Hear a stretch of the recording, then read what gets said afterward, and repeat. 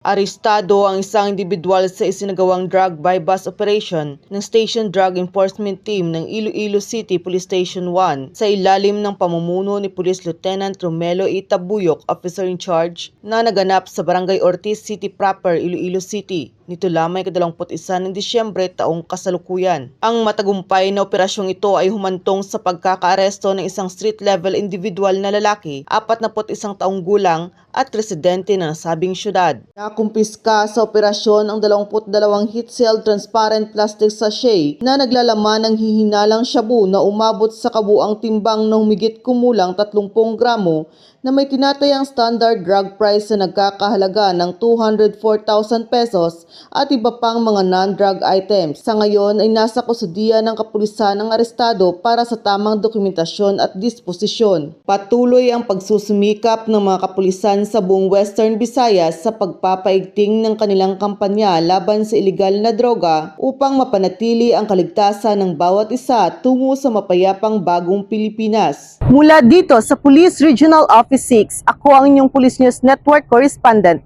Patrol Woman Charmaine Balonsat, alagad ng batas, tagataguyod ng Balitang Pulis.